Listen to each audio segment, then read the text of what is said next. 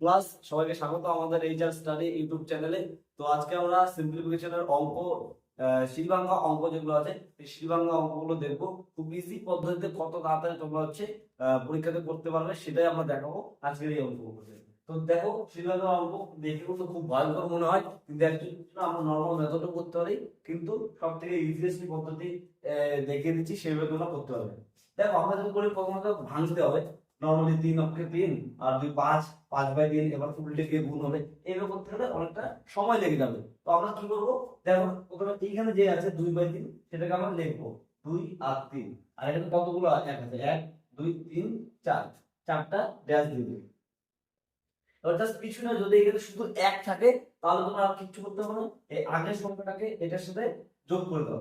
3 2 5, আবার এটার সাথে এটা যোগ, 5 3 8, 8 আর 5 13, আর 13 আর 8 করলে কত হচ্ছে 8 3 11, কত 21, 21 হয়ে যাচ্ছে।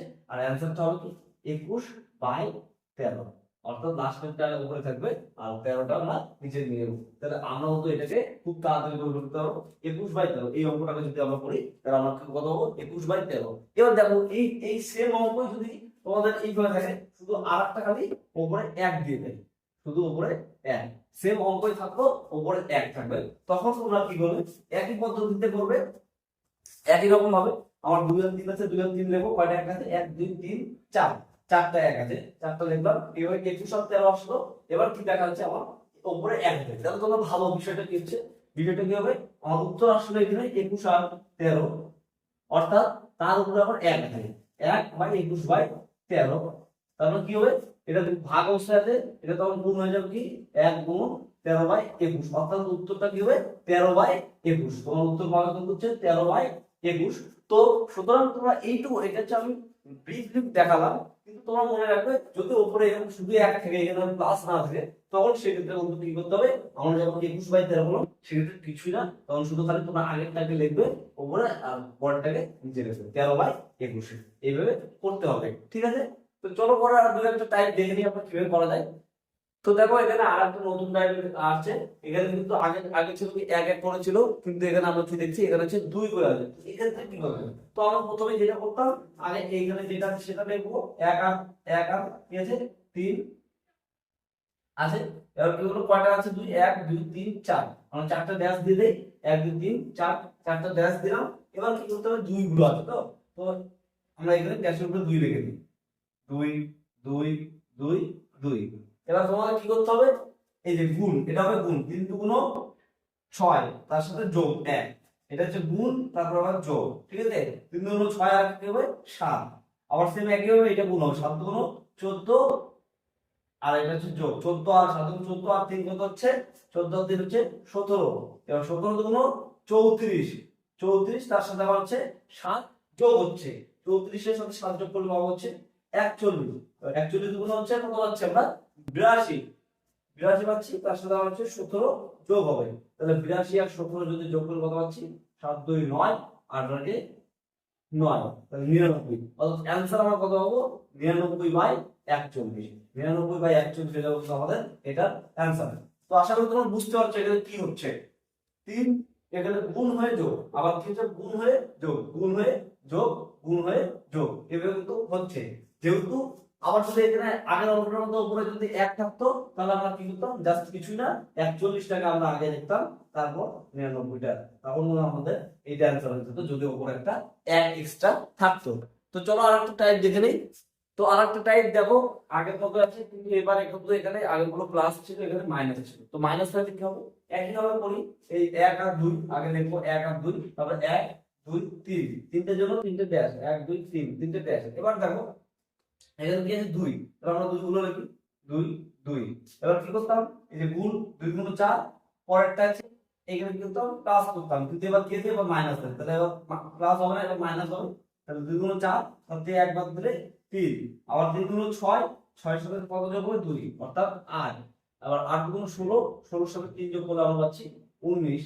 এবার কি হচ্ছে দেখো, উপরে কিন্তু শুধু 1 আছে, তাহলে কি করবো আমরা এর উপর 8/19 লিখবো, কত লিখবো 8/19, কারণ উপরে শুধু 1 আছে। যদি এখানে 1 প্লাস থাকতো তখন কিন্তু আবার আলাদা হয়ে যেত, যেহেতু আমার এখানে 1 প্লাস নেই, তখন কিন্তু আমার কি হয়ে যাবে, তখন এটা হচ্ছে আমার ওই 8/9 হবে, ঠিক আছে।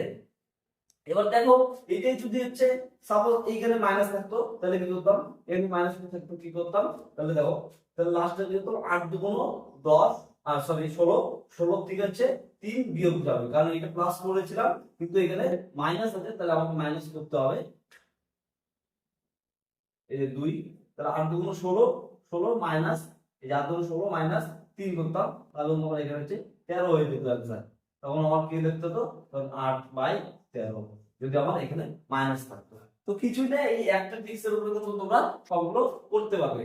তো এতক্ষণ দেখছিলাম এখানে সবগুলো এক এক থাকলে কিন্তু এই পদ্ধতিতে হচ্ছিল। যদি এখানে একের বদলে অন্য কোনো সংখ্যা থাকে তাহলে আমরা কিভাবে করবো সেই পদ্ধতিটাও দেখে নিই, ঠিক আছে।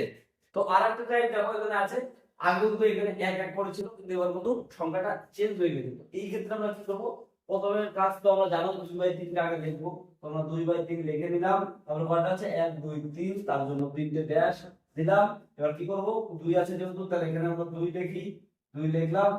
এবার 2 লেখার পর কি করবো আমরা, এবার দেখো যেহেতু এইখানেও 2 দেওয়া আছে তার জন্য আমরা কি করবো, এখানেও আমরা 2 গুলো লিখে নেবো, ঠিক আছে। এবার দেখো এবার কি হবে, প্রথমে হবে 3 দুগুণ 6 আর 2 যোগ করলে 8, ঠিক আছে। 8 হতো। এবার নতুনটাতে আমরা কি করবো, এই যে 8 দুগুণ 16, 16 সাথে কত যোগ হবে, 16 সাথে যোগ হবে 3 দুগুণ 6, অর্থাৎ এই দুটোর গুণফল 3 গুণ 2 গুণ করলে যেটা 6, তাহলে 8 দুগুণ 16 আর এই 6 যোগ করলে হবে 22। এবার 22 দুগুণ কত পাচ্ছি 44, 22 দুগুণ কত পাচ্ছি 44। এবার 44 এর সাথে কত যোগ করব, সেই 8 আর 2 এর গুণফল, এইখানকার 8 আর 2 এর গুণফল অর্থাৎ 16। তাহলে বিয়োগ 44 আর 16, 44 আর 16 করে যোগ করলে কত পাচ্ছি আমরা, তখন 50 আর এখানে হচ্ছে 60, তাহলে আমরা পাবো হচ্ছে 60। এবার যেহেতু এক আছে উপরে তাহলে আমাদের করতে হবে 22 টাকে আগে লিখবো, তারপর 60, এটা আমাদের অ্যানসার। দেখো এখানে কিন্তু কাটাকাটি করতে হবে, 2 দিয়ে কাটলে 11, 60 দিয়ে কাটলে 30, তাহলে আমরা কিন্তু এটা আমরা করে দেবো, ঠিক আছে। 11/30 আমাদের অ্যানসার পেয়ে যাবো। এবার সাপোজ ধরো এখানে একের বদলে এখানে 2 দেওয়া আছে, তখন আমরা কি করবো, তখন আমরা কি করবো কি, তাহলে আমরা জানি যে উপরে এই পার্টটুকুর জন্য আমরা কি পাচ্ছি, এই পার্টটুকুর জন্য আমরা লিখতে পারি 60/22, তার মাথার উপরে আছে কি 2। এবার 2 এর সাথে যদি আমরা হচ্ছে এই ভাগফল দিয়ে গুণ দিই কি হবে 22/60। এবার কাটাকাটি করলে কি হবে, এখানে 30, এবার কাটলে পরে এখানে 11 বাই, আবার কাটলে পরে কত হবো 15, অর্থাৎ 11/15 কখন পাবো, যদি এইখানকার একটার বদলে 2 থাকে তখন আমার 11/15 হয়ে যাবে। তো এই ছিল কিছু পুরো টাইপ সিঁড়ি ভাঙার, এইভাবে অথবা আরো অনেক করতে হবে একদম ইজি পদ্ধতিতে, খুব অল্প সময়ে পরীক্ষার ক্ষেত্রে করতে হবে। তো সিম্পলিফিকেশনের একটা টাইপ সিঁড়ি ভাঙা, সেই টাইপটা দেখালাম, আরো বিভিন্ন টাইপ নিয়ে আমরা পরবর্তীতে বিভিন্ন ভিডিওগুলোতে আলোচনা করবো। তো আজকের মতো এখানেই, সবাই ভালো থাকবে।